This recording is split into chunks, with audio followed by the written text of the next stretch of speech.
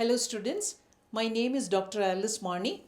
I will be imparting lessons on business law, course 306. I am the resource person for Mahatma Gandhi National Council of Rural Education. I will be imparting lessons on business law. This is part of the BBA Rural Management course. This course is divided into 4 units. You will have 16 modules covering the syllabus. The 4 modules will be: the first module is an introductory chapter. Second chapter is various acts.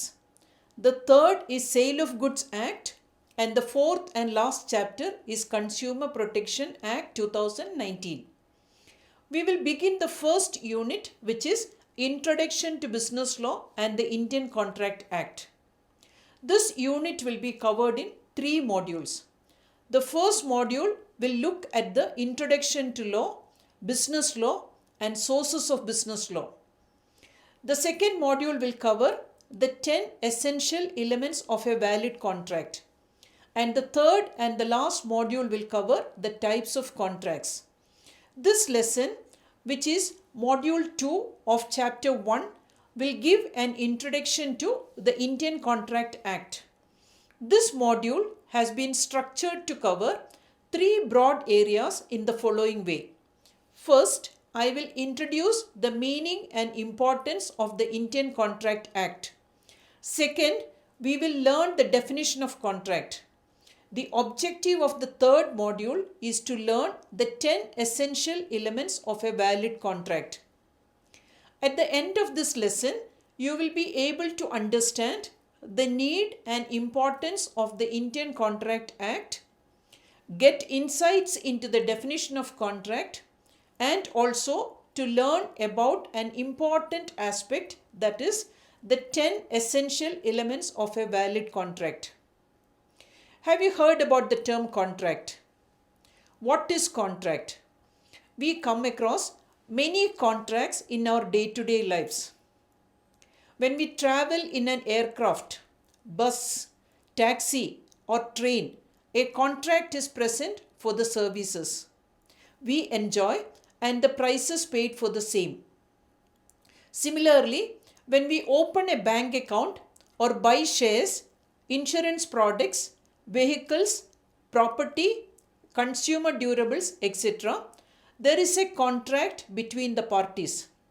So, we can say that the Indian Contract Act has got a lot of relevance to us as individuals. Now, what is the relevance of contracts in business?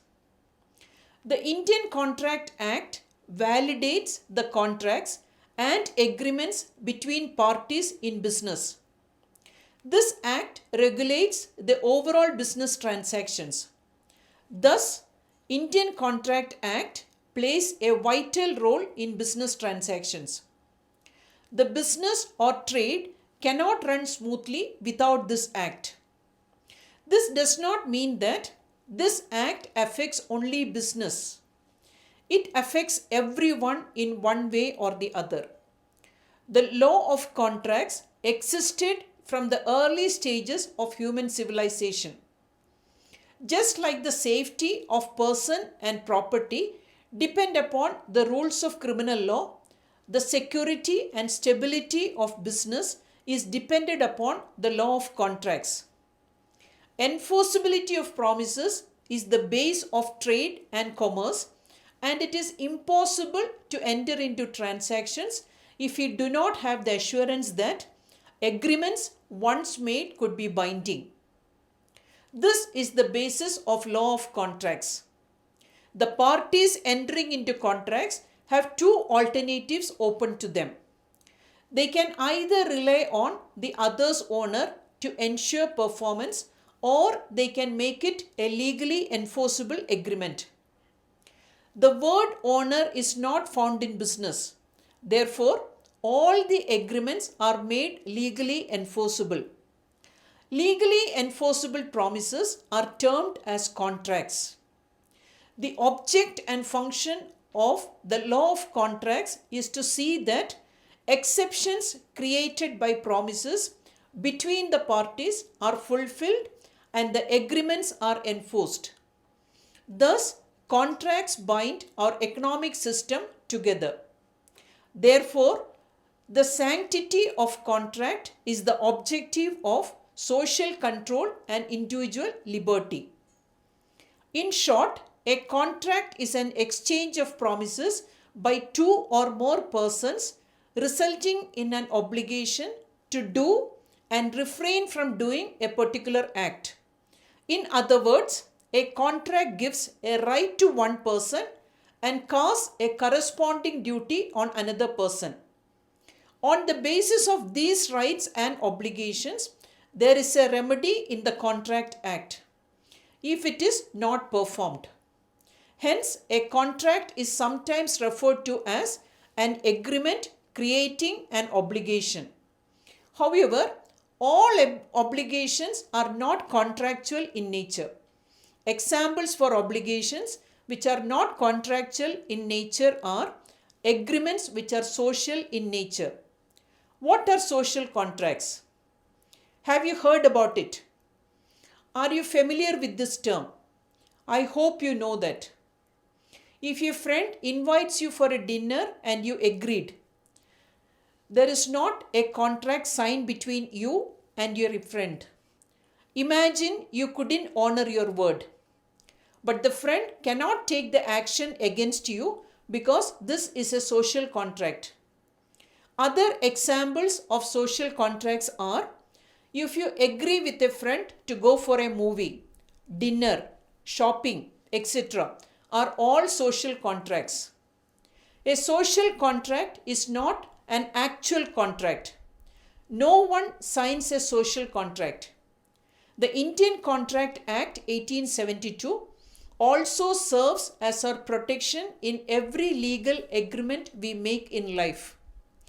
Contract Act makes these agreements enforceable, which we will be entering into in our day-to-day lives.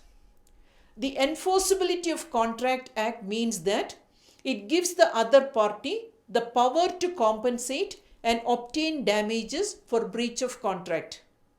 The Contract Act also provides remedies for breach of contract.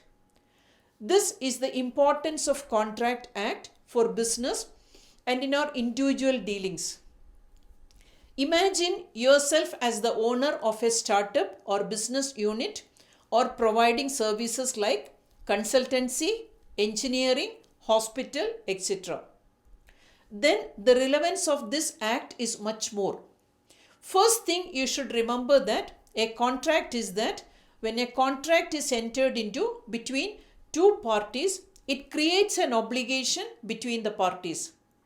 The advantage of this is that if a contract is not fulfilled, remedies are available in the Contract Act for breach of contract.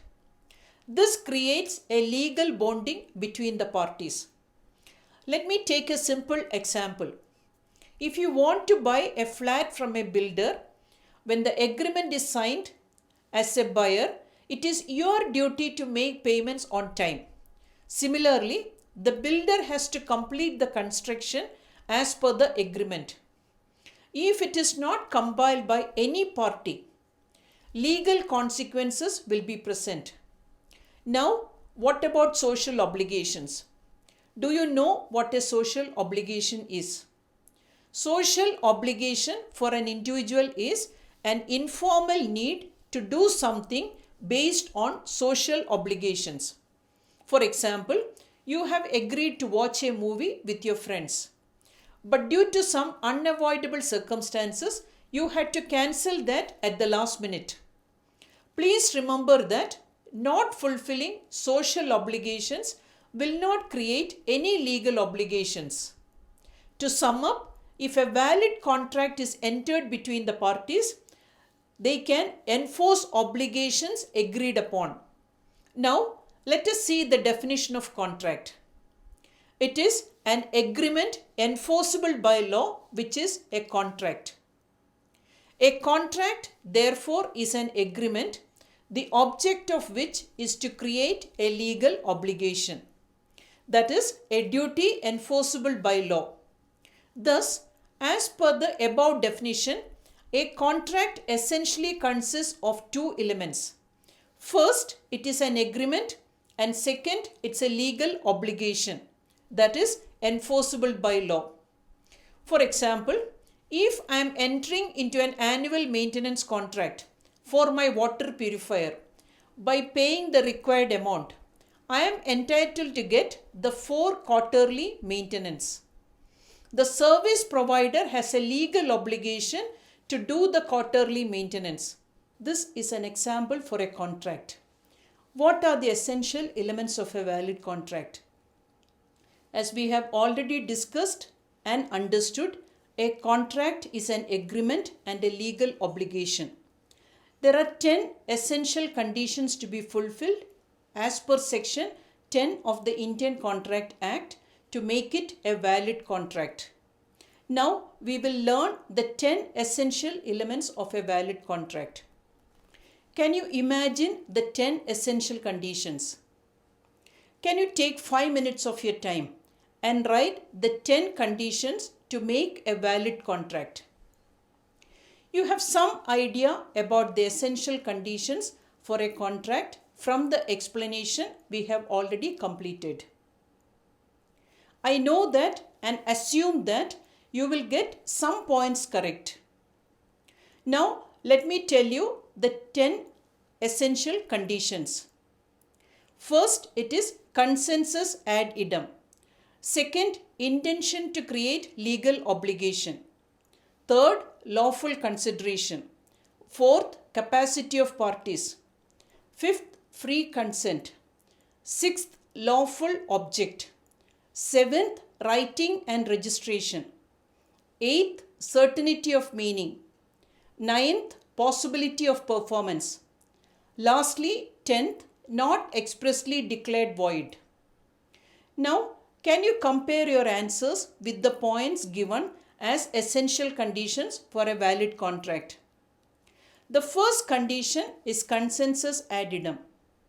This means that parties should agree on the subject matter in the same sense and time. Let me take an example to further explain this point. If the contract is to buy a vehicle, the model, color, type, terms of payment, etc. should be discussed and finalized by both the parties. Then only it will become a valid contract. The second condition is that parties are willing to create a legal obligation when they enter into a contract. For example, if I am entering into a contract with a publisher to write a book on business law, my intention is to get the book published for a royalty from the publisher. Publisher's intention will be to sell the books and make money out of it. The reason is that the publishing contract, when signed by both the parties, will give rise to a contract. The third essential element is lawful consideration. Do you know the meaning of consideration? Consideration means something in return. When I work for a university as a professor, my consideration is the salary I earn. So for every legal activity, consideration is granted. You have to remember that in a legal contract, both the parties are benefited. For example, if you purchase a notebook, you receive the notebook and the shopkeeper earns money. But it is important to remember that consideration has to be legal. If the consideration agreed upon is sale of illegal substances, murder, threatening someone, etc., they are not considered as legal consideration. Consideration need not be in cash or kind. It can be an abstinence or promise to do or not to do something. The meaning of abstinence is abstaining from something. Examples are in business contracts, when a dealer is getting exclusive distribution rights for a state, he will enter into a contract with the manufacturer or wholesaler that he will not sell the item in other states. An example for consideration in kind is that Your parents promise you that if you get distinction in final examination, they will buy a two-wheeler for you. Consideration can be even past, present, or future. But it must be real and lawful. For example, if you see an advertisement announcing that those who find the missing dog will get a reward of 10,000 rupees. This is an example for future consideration. Fourth essential condition is the capacity of the parties to enter into a contract. We all know that a contract is entered into by a minor is not valid. Similarly, a person undergoing psychiatric treatment, drug addicts, alcoholics, etc. are not eligible to enter into contracts. It is very important that parties should be legally eligible to enter into a contract to make it valid. For example, a girl under the age of 18 enters into a contract with the builder to buy a flat. It's not a valid contract. As per Section 11 of the Indian Contract Act, in order to be competent to contract, the parties must be of the age of majority, sound mind, and must not be disqualified from contracting by any law. For example, a bankrupt is disqualified from entering into contracts. The next essential element is the voluntary consent to enter into the contract between the parties. If the consent is obtained by fraud, misrepresentation, or any other unfair means, it would not have any legal validity. For example, a stolen laptop sold by claiming to be the rightful owner has no legal validity.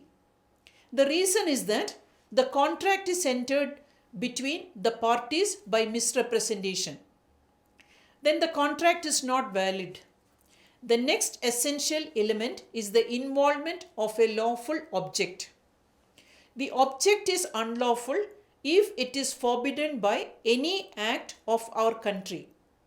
For example, if a landlord knowingly rents his house to a terrorist, the object is unlawful because the object of the contract is unlawful. The contracts are valid only if it is written and registered. The word of honor is not always the norm in actual practice. Therefore, we give legal validity to contracts by writing and registering. To make it a valid contract, contracts must be written, signed by the both parties and registered. In India, written and registered contracts are a must in cases like gift, lease, mortgage, sale of immovable property, acknowledgement of debt, family partition, etc. The next condition is certainty of meaning. If we write an agreement as an educational institution with the supplier of books, it is not a valid contract. Can you tell me the reason for that? It will become a valid contract only when the agreement is to supply a specific subject and the author. The next condition is that possibility of performance. The contract, when entered into, should be capable of performing. For example, if a person enters into a contract to take you to the moon, it is not a valid contract as it is not humanly possible. As per Section 56 of the Indian Contract Act, an agreement to do an impossible act in itself is void. Can you think of other examples which are humanly impossible to perform? This is a simple task. You can think of inventing treasure by magic, promise to take you to the sun, etc. All these contracts are void due to impossibility of performance. The 10th and last essential condition is that a contract should not be expressly declared void. An agreement in restraint of trade or marriage are void contracts. Everybody has the right to carry on the business of their choice and the right to marry the person of choice if they are majors. For example, if the girl is 18 years and the boy is 21 years, they have the right to marry.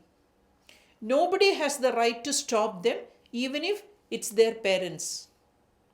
Our learning wouldn't be complete if we don't assess what we have learned.